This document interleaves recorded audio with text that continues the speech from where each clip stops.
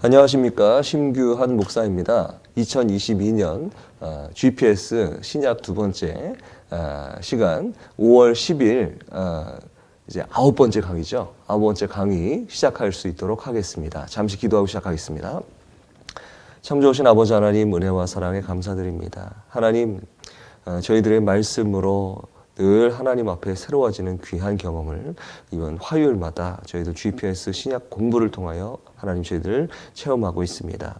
하나님, 저희들 정말 부족하고 연약한 저희들의 마음이고 심령이지만 우리 주님께서 복음으로 우리에게 오셨기 때문에 우리의 삶이 새롭게 변화되어지며 우리 하나님께 영광 돌리는 귀한 존재로 저희들의 생명이 변화되었던 놀라운 그 축복의 사건을 우리가 기억하기를 원합니다. 오늘 말씀을 통해서 하나님 우리에게 전해진 그 복음이 얼마나 귀한 것인지를 깨닫고 하나님께 온 우리의 삶으로 영광 돌리는 참으로 귀한 시간 될 수 있도록 인도하여 주시옵소서.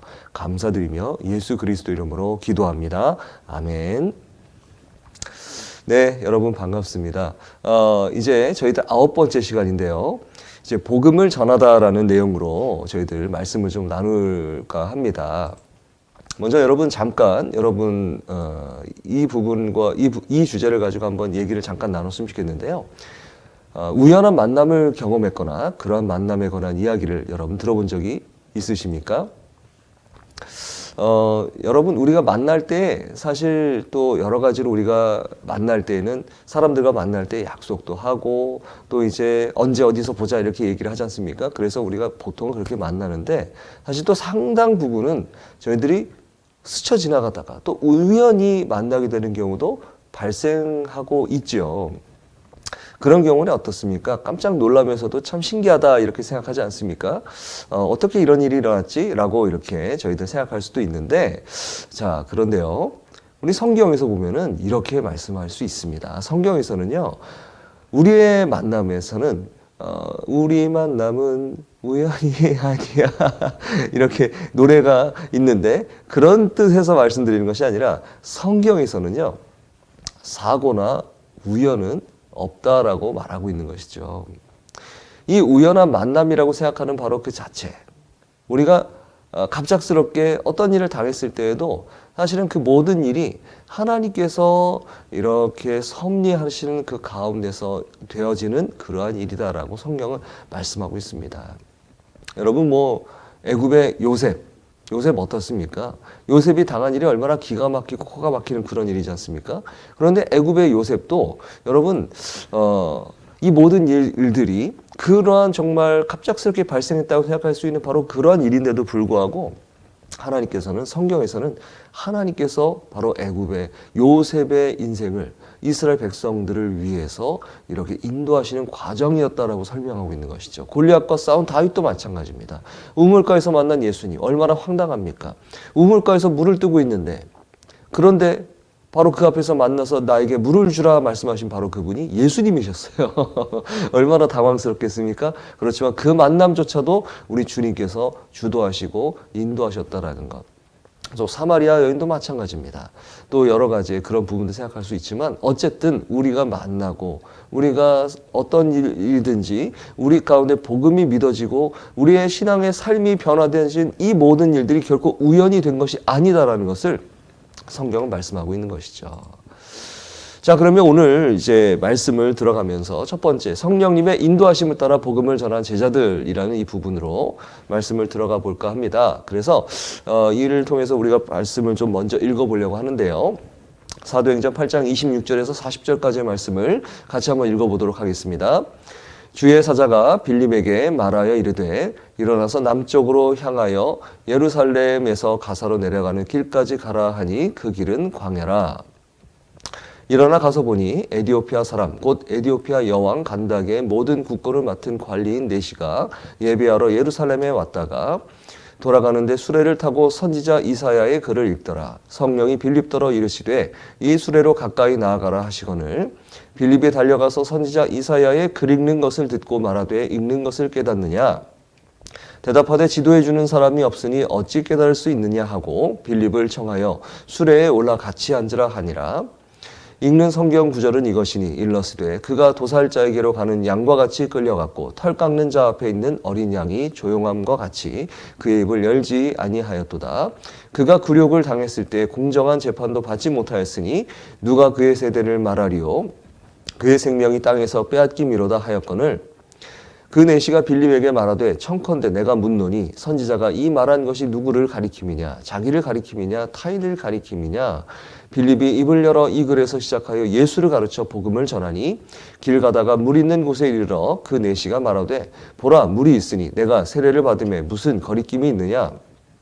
이에 명하여 수레를 멈추고 빌립과 내시가 둘 다 물에 내려가 빌립이 세례를 베풀고 둘이 물에서 올라올새 주의 영이 빌립을 이끌어 간지라. 내시는 기쁘게 길을 가므로 그를 다시 보지 못하리라.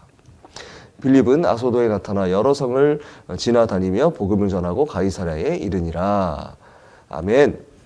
자, 첫 번째, 성령의 이끄심에 귀를 기울이고 순종하라 라는 이 부분으로 먼저 말씀을 나누고자 합니다. 자, 여러분, 이제 에디오피아 내시가 나왔어요. 에디오피아 사람이 나왔습니다. 이 에디오피아는 당시에 사람이 갈 수 있는 가장 먼 곳이라 여겨진 그러한 곳입니다. 에디오피아는 지금 현재 이제 지도상으로 보면은 이집트 밑에 위치하고 있죠.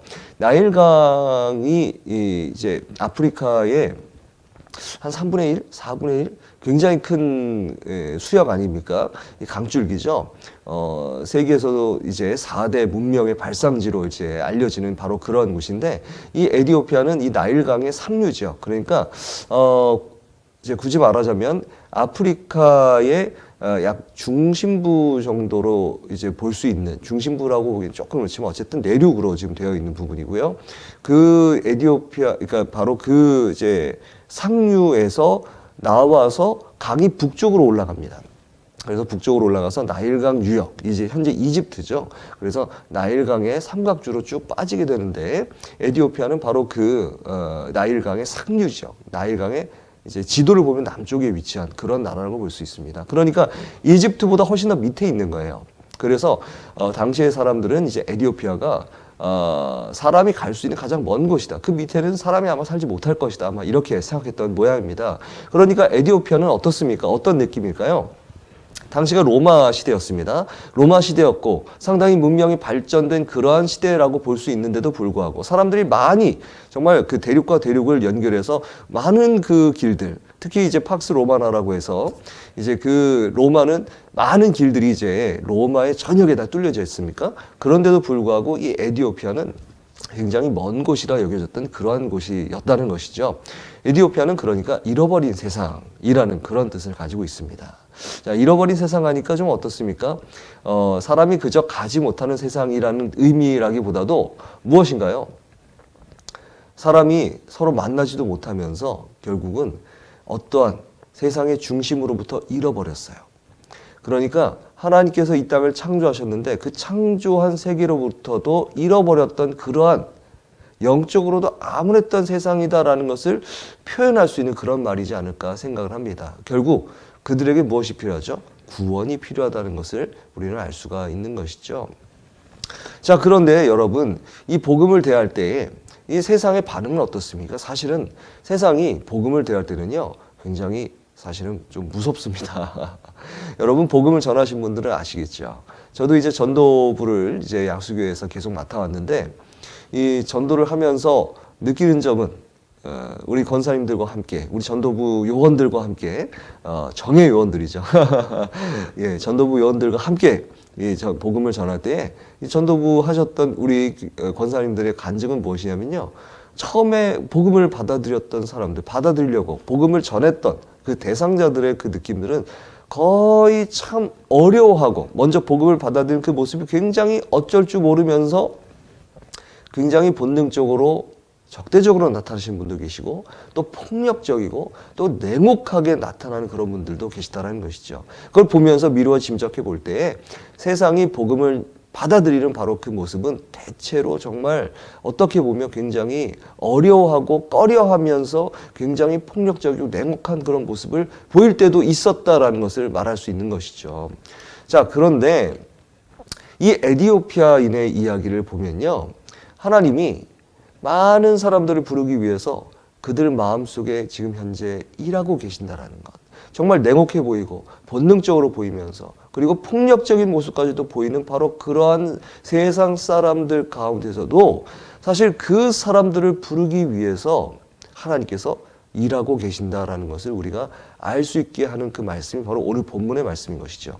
그래서 바로 그 복음이 번져졌을 때 어떠한 반응을 하든 바로 그들이 바로 이것에 반응한다는 사실을 사실 깨닫게 하고 있다는 것이죠. 복음을 전할 때요, 여러분, 사람이 어떤 일을 받아들일 때는요, 반응을 하게 되어 있습니다. 오히려 무반응이 무서운 것이죠. 반응이 없어요. 바로 그것이 오히려 더 무서운 것이죠. 그러나 화를 낸다든가 또는 냉소적으로 변한다든가 뭔가 조롱하는 느낌이 온다든가 라고 했을 때는 반응이 있다는 것이죠. 그것은 바로 하나님에 의해서 움직여지는 반응이다라는 것을 우리가 알 수 있게 되는 것입니다. 그래서 사람들은요, 사실 그것을 봤을 때 여러분 필사적으로 소망을 찾고 있다라는 것을 우리는 깨달을 수 있습니다. 여러분 무슨 말입니까? 우리를 바라보십시오. 우리의 그 모습을 바라봤을 때요, 우리도 마찬가지로 사실은 굉장히 소망을 찾았던 그러한 사람들이었습니다. 저도 마찬가지였죠. 예수를 만나기 전에, 예수님을 내 구원의 주님으로 영접하기 이전에 나의 모습을 본다면 저도 아무것도 모른 채 그저 무엇인가 소망을 찾았던 막 그런 저희의 모습인 것을 저도 기억을 합니다. 심지어 저는 이제 예전에도 말씀을 드렸던 부분이 있는데, 저 어렸을 적에는 교회를 다니기 전에 부모님이 집에 없었을 때 무서웠어요. 그래서 뭘 봤냐면, 네, 집에 액자에 뭐가 있었냐면, 비너스 상이 이렇게 있더라고요. 다비드 상인가, 이렇게. 예, 어쨌든, 멋있지 않습니까? 저는 그게 아직도 기억이 나는 게, 그게 왠지 거룩해 보이고, 그게 더 멋있어 보이니까, 거기에 이제 제가, 하나님 그러면서 이제 도와주세요, 이렇게 기도했던 기억이 나는 거죠. 정말 어렸을 적에 이어졌습니다. 그런 것처럼, 아무것도 모르지만 무언가를 자꾸 찾는 거예요. 아, 이것이 좋겠구나. 여기에 내가 뭔가를 정말 찾아야겠다. 정말 내가 지금 보이지 않지만 무언가 저것이 나에게 도움을 줄 것이다라고 하면서 맹목적으로 매달리는 바로 그것이 이 말이라는 것이죠. 필사적으로 소망을 찾습니다. 그래서 우리는 복음을 전하는 입장에서 바로 우리가 복음을 전달해야 되는 바로 그러한 존재로서 바로 그들, 정말 복음을 받아들여야 되는 그 대상자의 주변에서 일어나는 일에 민감하게 반응할 수 있어야 됩니다. 그리고 중요한 것은요, 바로 성령께서 그곳에 역사하실 준비를 하고 계시다라는 것. 바로 그것이 오늘 본문에 나타나는 말씀이라는 것이죠. 자, 오늘 에디오피아의 내시를 보면요, 어떻습니까? 지금 영적으로 굶주려 있습니다. 영적으로 굶주려 있어요. 이 모습을 보면요, 말씀을 본인이 찾아서 읽을 정도로 굉장히 굶주려 있었다는 것이죠. 여러분 그 모습을 보면서 여러분 우리는 이러한 정말 이 소망을 찾는 사람들에 대한 끊임없는 관심, 바로 그것을 우리가 가져야 되는 것이죠. 우리가 복음을 전하는 자로서, 여러분 복음을 전하는 자는요 따로 선택되어 있지 않습니다. 복음을 전하는 것은 예수 그리스도를 믿는 누구에게든지 하나님께서 우리에게 주시는 권리요 책임이라는 것, 그 성경이 바로 우리에게 가르쳐주고 있는 바입니다. 그래서 우리는 바로 이 소망을 찾는 이들을 만나기 위해서 끊임없는 관심을 계속해서 우리가 가져야 된다는 것, 바로 그것을 우리가 생각할 수 있게 되는 것이죠. 자, 여러분 한번 질문을 드려볼까 합니다. 여기서 여러분, 하나님이 여러분이나 또는 교회 공동체가 놀랄만한 어떤 특별한 방식으로 전도나 선교를 하게 하신 일이 있었습니까? 갑작스럽게 목사님이 전화를 해가지고 저는 아닙니다. 예, 목사님이 전화를 하셔가지고 혹시 누구 우리 권사님, 우리 집사님, 장로님, 우리 전도하시죠? 우리 몇 날 몇 시에 우리 전도하러 갑시다. 라고 만약에 했다라고 한다면, 목사님이 아니라도 구역장이나 또는 어떤 성도님이 같이 전도하자고 갑자기 얘기를 한다든가, 아니면 교회에서 또는 어떤 분이 이런 전도나 선교를 위해서 갑작스럽게 어떤 특별한 방식이 생겼던 그런 때가 여러분 있었습니까? 그런데 기가 막히게 바로 그때에 여러분 아무런 생각이 없었다가 여러분들의 마음이 동해서 같이 이 일을 하시게 된 바로 그런 일이 있었는지, 전도나 선교를 여러분들 감당한 적이 있었는지 여러분 한번 생각해 보십시오. 그렇다라고 한다면 바로 그것이 갑자기 우연히 생겨난 것이 아니라 바로 그분을 통해서 하나님께서 여러분들에게 전도하도록 역사하신 일이라는 것. 바로 그것을 우리는 기억할 수 있어야 되는 것이죠. 자, 그래서 두 번째로 보시면요. 이제 말씀으로 사람들을 인도하고 말씀을 통해 그리스도를 보이라라는 이 부분으로 들어갈 수 있는데요. 자, 에티오피아 사람은, 이 에티오피아인은 빌립을 즉시 받아들입니다. 그리고 성경을 가르쳐 달라고 그렇게 부탁을 하고 있습니다. 여러분, 참 이런 일이 발생하기가 쉽지는 않습니다. 자, 그런데 이 에티오피아 사람은 빌립을 만나자마자 그에게 말씀을 가르쳐 달라고 붙들고 있는 거예요. 성경을 읽고 있는 것도 모자라서, 그것도 굉장히 특이한 일인데 갑자기 빌립을 만나서 빌립에게 당신 누굽니까?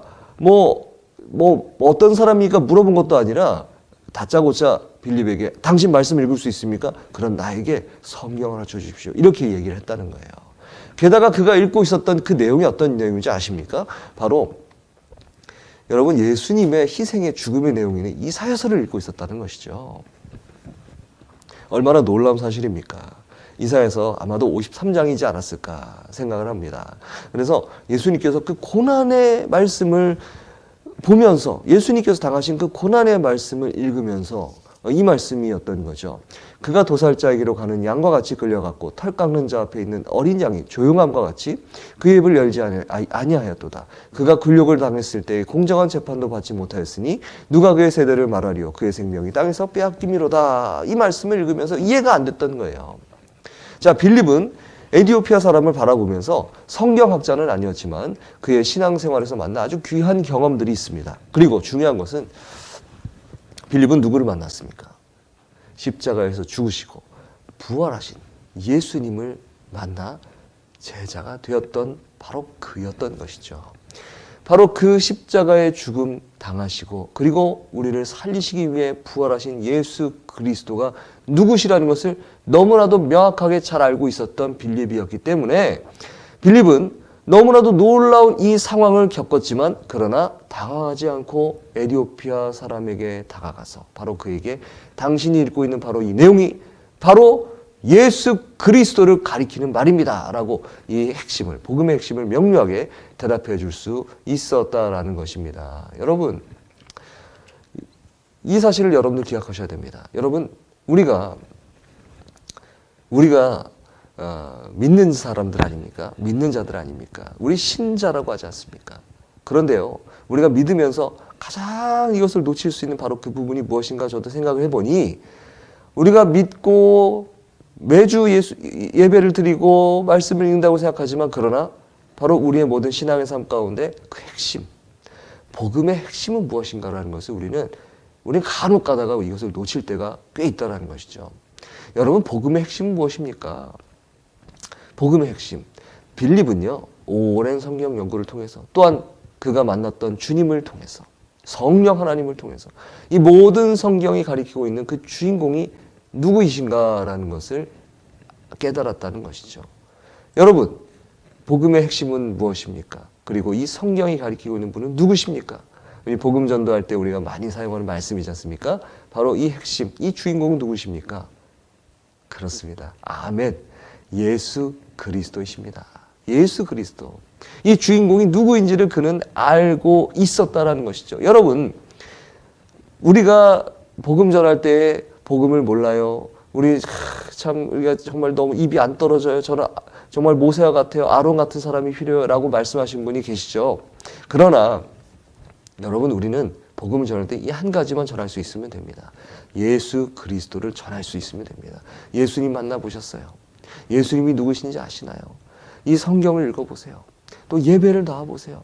예수님이 누구신지를 아신다면 당신의 인생은 변화될 것입니다. 당신의 인생은 바로 사망으로 가는 인생이 아니라 하나님이 주신 놀라운 영광과 생명의 인생으로 변화될 것입니다 라는 것을 누가 경험했기 때문에요? 바로 내가 경험했기 때문에 전할 수 있는 것입니다. 저를 보시면 되지 않습니까? 제가 아니고요. 바로 지금 말씀을 듣고 계시는 여러분들의 삶을 말하는 것입니다.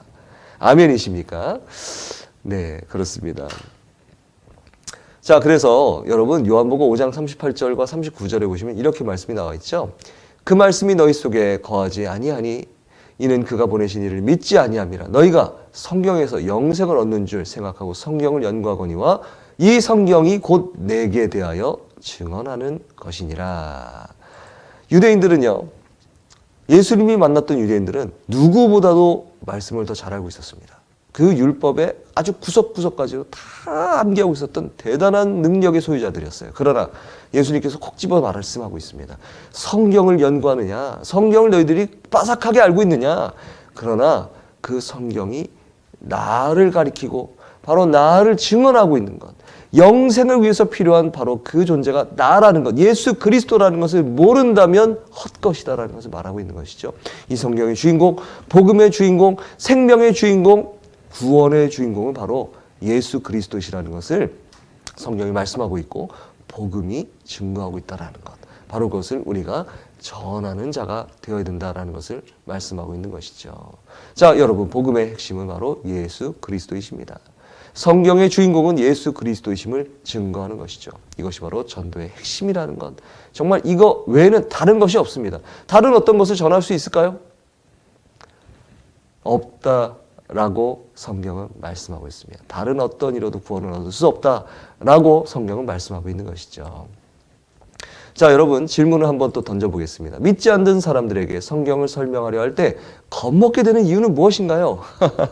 여러분, 무엇입니까? 여러분, 저희가 지레 짐작해서 뭐 겁을 먹을 수도 있지만 여러분, 정말 믿지 않는 사람에게 성경을 설명할 때, 그리고 복음을 설명하려 할 때 겁먹게 되는 이유는요, 사실은 제 안에 확신이 없기 때문이에요.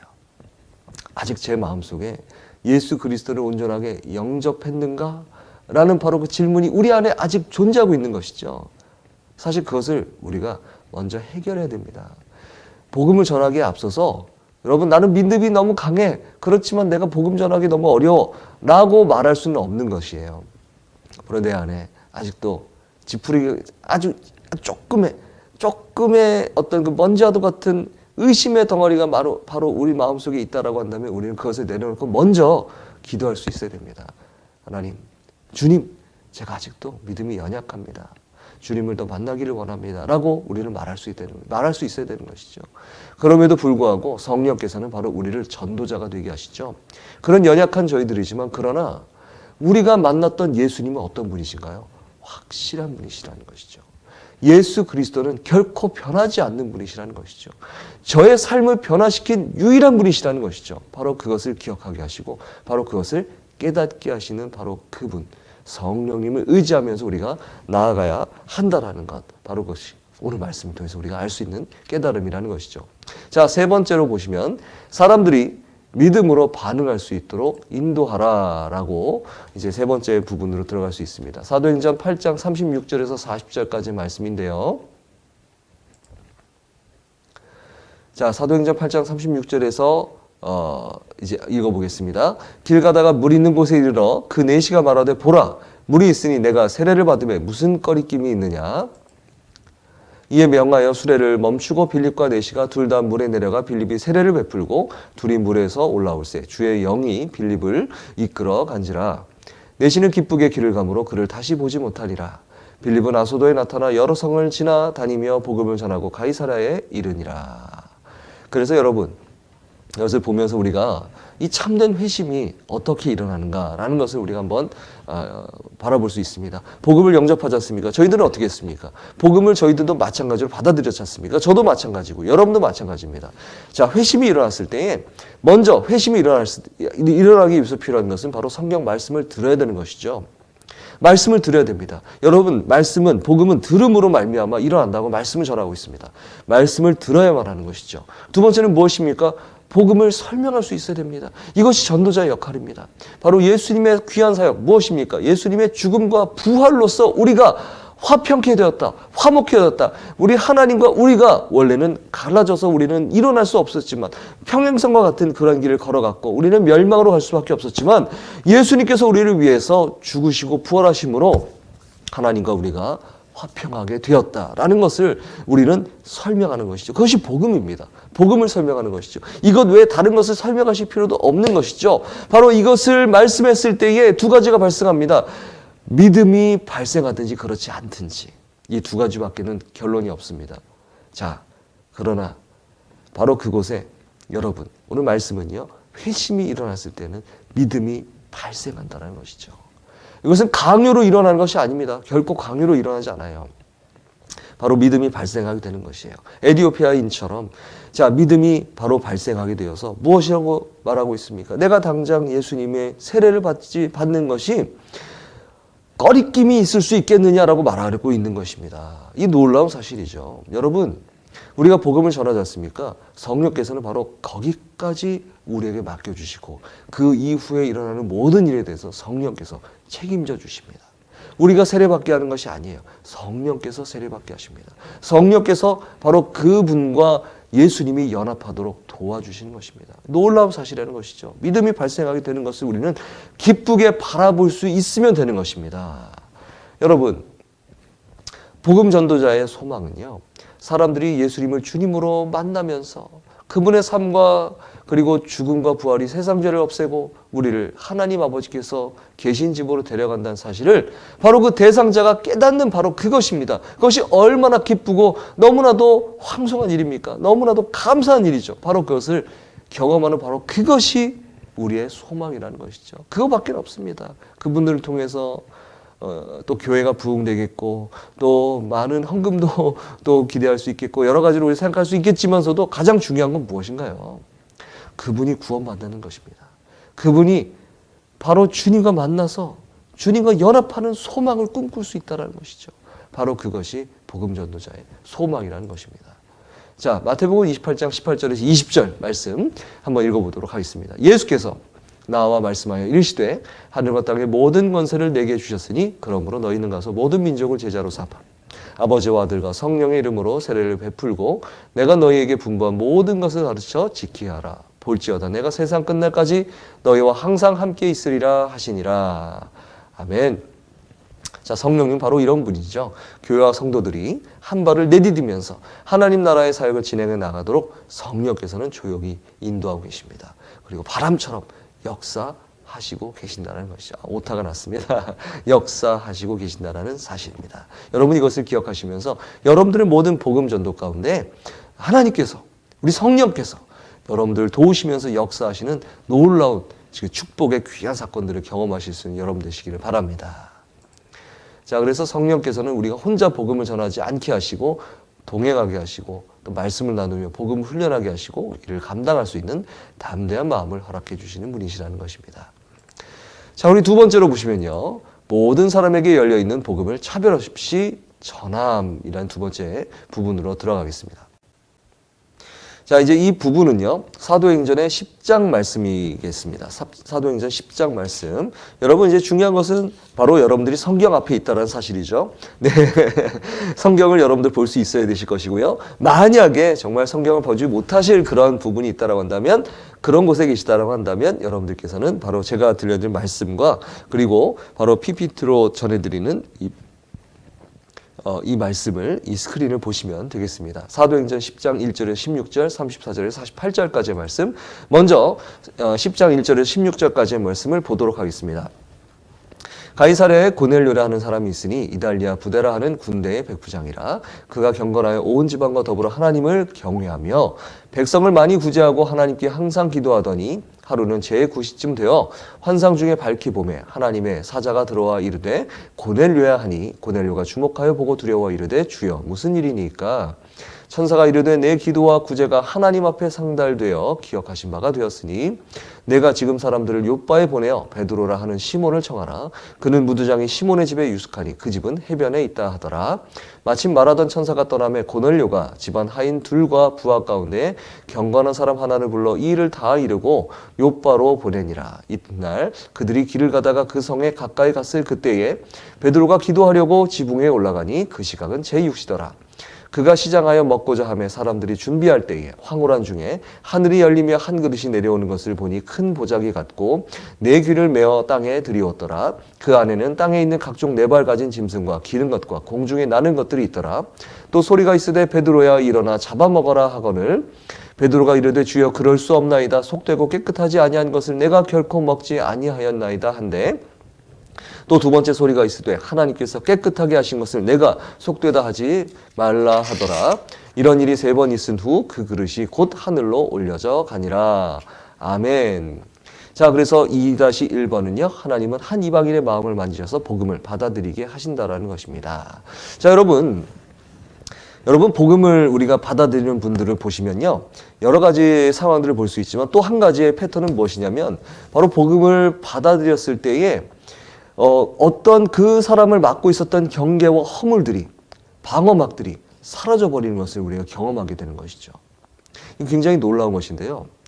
그분들의 그 문화와 또 삶과 그 여러 가지 여건들이 그 사람의 그 상황, 삶을 둘러싸고 있었다는 것이죠. 그러나 이것이 허물어지는 것을 경험하게 됩니다. 또는 이 세계와 이 세상과 이 세상이 같이 이렇게 공존하고 있었는데 그 세상에 가로막고 있던 벽이 허물어지는 것이죠. 에베소서에서 말씀하고 있는 것은 무엇이냐면, 복음이 일어나서 예수께서 일어나 이 모든 그 일들을 이루셨을 때 막힌 담이 허물어졌다는 표현을 하고 계십니다. 이거 놀라운 사실이거든요. 예수 그리스도를 반대했던 사람이 누굽니까? 유대인들이죠. 유대인들을 상징하는 것은 바로 성전입니다. 성전의 휘장이 갈라졌어요. 그 성전의 휘장이 갈라졌다는 건 놀라운 일입니다. 바로 그 성전의 휘장이 갈라지면서 막힌 담이 유대인들과 또 이제 그리스도인들, 유대인들과 그리스도인뿐만 아니라 이제는 세상, 그리스도인이 아닌 세상의 사람들, 그때는 헬라인이라고 볼 수 있죠. 로마 사람들이니까요. 헬라인과 그리스도인들, 이 모든 막힌 담이 허물어지는 것을 경험하게 되는 것이죠. 이것이 허물어질 때 어떤 일이 발생하는가? 바로 그것을 오늘 이 2번째 파트에서는 이것을 공부할 수 있어야 되는 것이죠. 복음은 세상 사람들을 갈라놓는 경계들에 반대하여서 그것들을 허물어 버립니다. 자, 그래서 이 고넬료를 한번 들여다보면요, 고넬료는 바로 유대에 사는 로마인입니다. 로마인인데요, 이 가이사랴 빌립보라는 바로 이곳이죠. 가이사랴에 주둔한 100명의 로마 군인을 관리하는 그러한 군인입니다. 군인인데 여러분, 이 군인은요 아무나 시키지 않습니다. 정말 100% 로마인들만 군인을 시키는 것이죠. 자, 그런데 가이사랴 주둔한 이 100명의 로마 군인을 관리하는 백부장입니다. 그러면서 이 백부장은요, 100명, A 100명이라고 말할 수 있지만 당시에 로마 군인 100명이 거기서 주둔했다는 것은 그곳이 정치적으로 군사적으로 굉장히 요지라는 것입니다.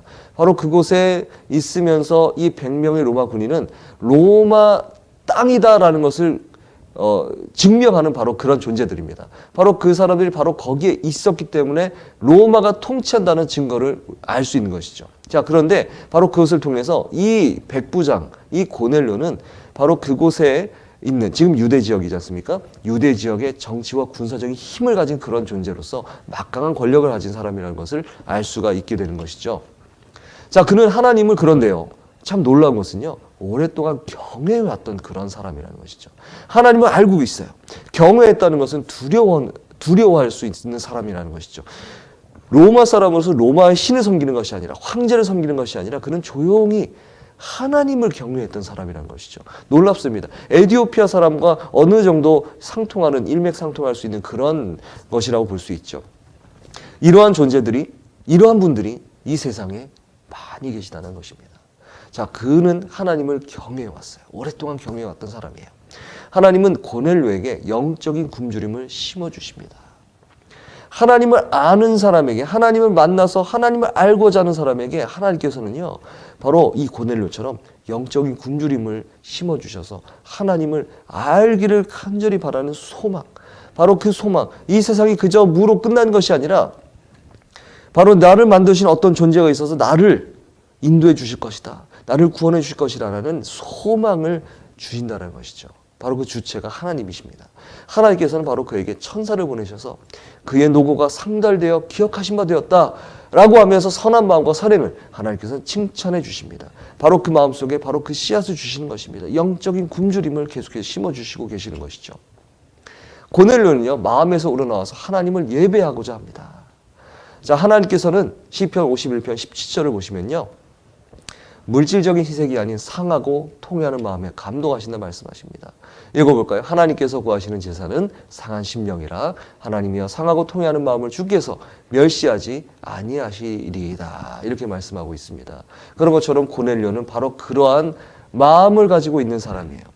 바로 그 마음조차도 하나님께서 그에게 심겨주신 귀한 마음입니다. 이 고넬료는 바로 정말 그 자기가 살아있던 그런 문화와 전통에 묶여져 있는 것이 아니라 바로 그 심령을 쪼개시고 그 마음을 그가 열지 못하는 그 마음을 열어주실 수 있는 바로 그분을 고대하고 기대했다라는 바로 그러한 것입니다. 바로 그래서 하나님께서는 바로 그 마음의 중심을 보시고 바로 그에게 주님을 더욱더 깊이 알 수 있도록 바로 하나님의 귀한 예배의 자리 가운데, 하나님의 사람들의 귀한 삶의 자리 가운데 고넬료를 초청하십니다. 여러분, 질문 하나 드리면요. 하나님이 그리스도인들을 통해서 복음을 전하시는 이유는 무엇일까요? 하나님이 그리스도인들을 통해서 복음을 전하시는 그 이유는 무엇일까요? 여러분, 우리가 왜 복음 전해야 될까? 바로 그것을 우리가 한번 생각해 볼 필요가 있습니다. 왜 우리가 복음을 전해야 될까요? 자, 우리 고넬료를 보면요. 고넬료에게 무엇이 필요했을까요? 아까도 말씀드렸지만 회심의 그 두 번째는 무엇입니까? 복음을 전해야 됩니다. 복음을 전해서 바로 그에게 어떠한 일이 발생하는 것을 연결시켜주는 연결고리가 우리가 되어야 된다는 것입니다. 바로 그것이 우리의 분명한 우리의 복음전도, 우리의 삶의 목표입니다. 우리는 바로 무엇입니까? 통로가 되어져야 되는 것이죠. 파이프가 되어져야 되는 것이죠. 우리가 바로 하나님의 은혜의 통로로서 이 세상 가운데 그 은혜가 흘러 넘칠 수 있는 그런 통로로서 우리는 작용할 수 있어야 되는 것이죠. 바로 고넬료에게 무엇이 필요했습니까? 구원을 확신할 수 있는 성령 충만이 필요했던 것이죠. 그리고 이를 위해서 예수님을 전하는 신실한 성도들의 모임인 교회가 그에게 필요했다는 것이죠. 그에게 영화, 성화의 삶을 살아갈 수 있게 하기 위해서 필요한 것은 우리와의 만남입니다. 복음을 증거하는 사람들과의 만남입니다. 하나님께서 바로 그 역할을 하나님이 직접 하시는 것이 아니라 복음을 먼저 만난 우리에게 바로 그 역할을 부여해 주시는 것이죠. 두 번째, 하나님은 우월감에 젖어 있는 자기의 백성들을 책망하십니다. 자, 이제 그 복음을 전할 때에 복음을 전한 대상자에게만 그것이 역사하시는 것이 아닙니다. 바로 복음을 증거하고 전하는 대상자를 바라보는 바로 복음 증거자에게도 하나님께서는 도전하십니다. 복음은 세상 사람들 갈라는 경계를 반대해서 그걸 허문다고 말씀드렸죠. 그런데 이 일은요, 누구로부터 발생하는 일이라고요? 하나님으로부터 기인한 일이에요. 이것을 절대로 우리가 놓쳐서는 안 됩니다. 자칫 잘못하다가 복음을 전하는 사람들의 이 잘못되는 방향으로 가는 부분은 무엇이냐면요, 그것이 내 일이라고 생각하기 때문이에요. 내 능력으로 했기 때문이라고 생각하기 때문이에요. 그것은 절대로 철저하게 저는 그런 방향으로 복음 증거자가 가서는 안 된다는 것을 제가 말씀드리고 싶습니다. 제가 약수교에 왔을 때 약수교에 우리 복음 전도자들을 보면서, 수많은 복음 전도자들을 보면서 저는 참 놀랐던 건, 이 약수교회가 이렇게 건실하고 정말 건강한, 복음으로서 영적으로 건강한 교회가 될 수 있었던 것은 정말 이 전도자들을 바라보면서 제가 느낄 수 있었던 것이죠.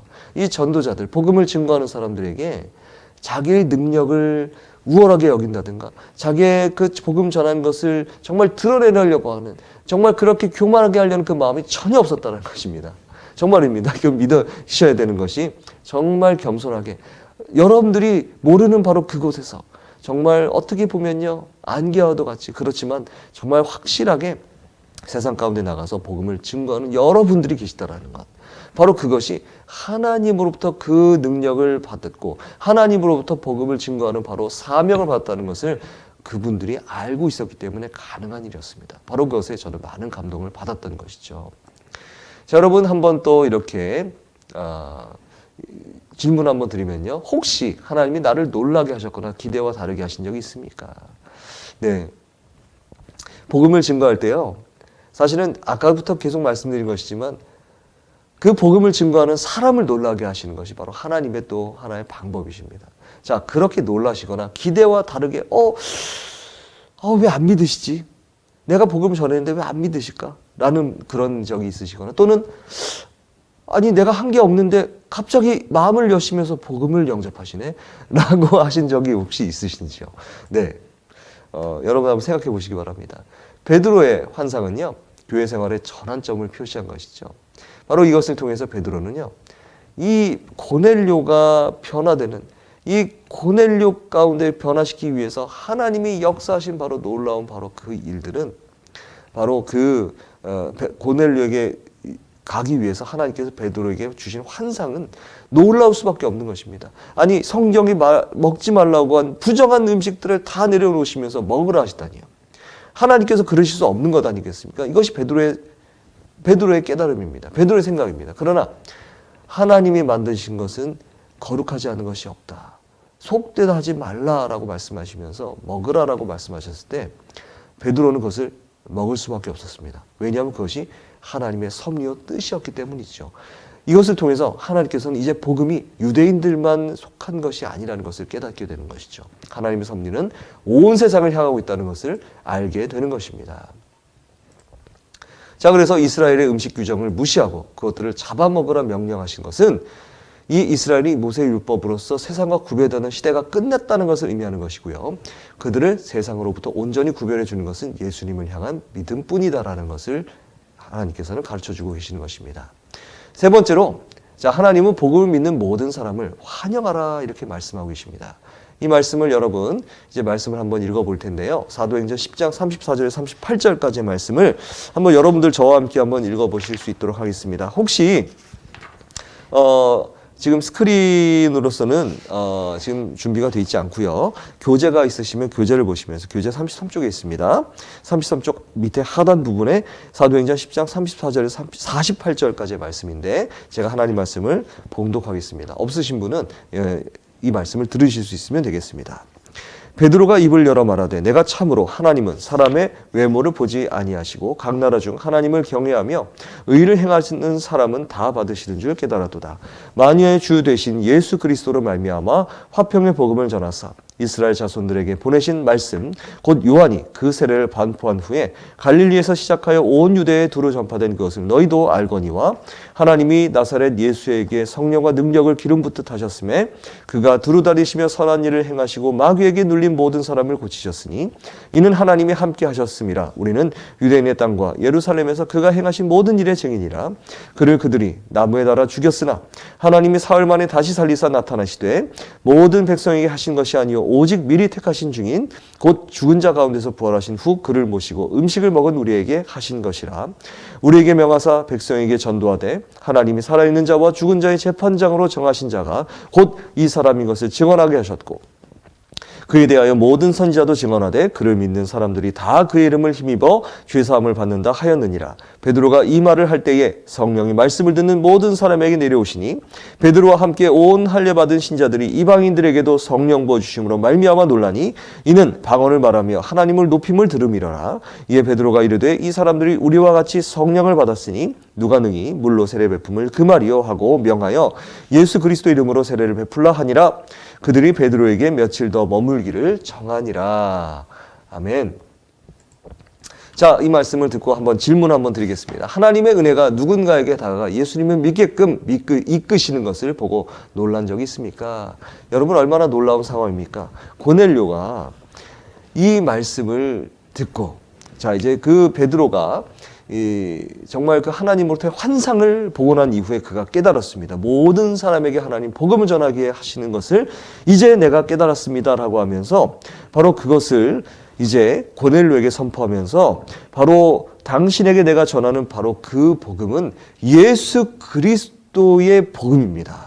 당신을 죽게 하시고 그리고 부활케 하시는 당신에게 이제는 이제까지 살았던 그 삶을 완전하게 종식시키시고 당신에게 이제는 그 새로운 영광의 삶을 살아가게 하는 하나님 나라의 백성으로서의 삶을 살아가게 하시는 바로 그분은 예수님이십니다. 예수님만 믿으셔야만 합니다. 예수를 통해서 당신이 죽고 당신이 살아날 것을 믿으셔야 합니다라고 말했을 때에 고넬료가 믿습니다. 그리고 바로 그것을 듣고 그 믿음을 받았을 때에 믿음을 그가 이제 받았을 때에 바로 그곳에 누가 임하십니까? 성령께서 부어주신 것을 이제 경험하게 되는 것이죠. 여러분 얼마나 놀라운 사실인지 모릅니다. 여러분 정말 하나님께서 그 성령 세례를 베푸시는 바로 그 경험 정말 이 사람에게 하나님께서 특별하게 역사하시는 바로 그것을 바라봤을 때 여러분들의 마음을 얼마나 놀라시고 또 기쁘십니까? 바로 그것을 우리가 경험하게 되는 것이죠. 여러분 우리가 복음을 전할 때요. 복음 전도자의 유익은 바로 그것입니다. 바로 복음을 듣는 대상자가 온전하게 믿음을 발생했을 때, 믿음을 갖게 되었을 때, 그가 정말 성령으로 거듭나게 된 것을 깨닫게 되었을 때, 이것이 얼마나 놀라운 일인지 모릅니다. 그게 성령께서 함께 하신다라는 바로 그것을 우리가 바라봤을 때, 그 놀라운 축복의 사건을 경험하는 바로 그것이 전도자를 위로하시는 하나님의 놀라운 방식입니다. 바로 그것을 여러분들이 깨달으시고 그 놀라운 경험을 여러분들도 경험하실 수 있기를 바랍니다. 여러분, 복음을 받아들이지 않을 것으로 생각되는 사람들은 어떠한 사람들인가요? 뭐 여러 가지가 있겠죠. 여러 종류가 있겠죠. 그렇지만 여러분, 어떠한 복음을 받아들이지 않는 사람이라 할지라도 그들에게 역사하시는 분은 누구십니까? 성령이시라는 것을 여러분 기억하셔야 됩니다. 어떻게 하면 교회 공동체가 치우침 없이 모든 사람에게 사랑을 보여줄 수 있을까요? 이것은 굉장히 어려운 일이지만요. 여러분, 그러기 위해 우리가 복음을 증거할 준비가 되어 있어야 됩니다. 복음을 증거하는 마음은요, 바로 사랑의 마음만이 있어야 되는 것이죠. 이 복음을 전한 대상자가 얼마나 하나님의 은혜가 필요한 사람인지, 하나님의 긍휼하심이 필요한 사람인지를 내가 느껴야 됩니다. 복음 전도자가 느껴야 됩니다. 바로 그 사랑의 마음이 우리 가운데 있어야 하는 것이죠. 바로 그랬을 때에 어떠한 사람이든 어떠한 분이든 어떠한 존재이든 우리는 만날 수 있다는 것이죠. 바로 그러한 마음을 우리는 품을 수 있어야 되는 것입니다. 여러분, 이제 말씀을 여러분 맺도록 하겠습니다. 여러분, 좀 긴 시간이었지만 여러분 함께 공부하면서 느끼시는 것은 무엇이냐면 바로 우리 마음 가운데 하나님께서는 성령으로 함께 하신다는 것이죠. 성령으로 함께 하시면서 중요한 건 무엇입니까? 나에게 주신 이 복음이 나에게서 머무는 것이 아니라 어떻게 해요? 흘러 전파되어지는 것. 그것을 원하시는 분이 바로 성령님이시고, 성령님께서는 바로 그렇게 움직이시는 것을 바로 그 대상자에게만 느끼게 하는 것이 아니라 복음을 믿게 하시는 것뿐만 아니라 바로 복음을 전하는 우리에게도 놀라운 축복을, 바로 그분이 변화되어짐으로 말미암아 믿음이 발생하는 것으로 말미암아 바로 나에게도 그 기쁨을 허락하시는 것, 복음의 기쁨을 우리에게 주시면서 그 축복의 통로가 연결되어지는 것을 만나게 하시는 놀라운 복을 우리에게 믿게 하여 주시는 것입니다. 보게 하여 주시는 것입니다. 바로 그것을 경험하실 수 있는 우리 약속의 모든 아버지의 백성들, 하나님의 귀한 백성들 되시기를 주님의 이름으로 축복하고 축원합니다. 잠시 기도하겠습니다.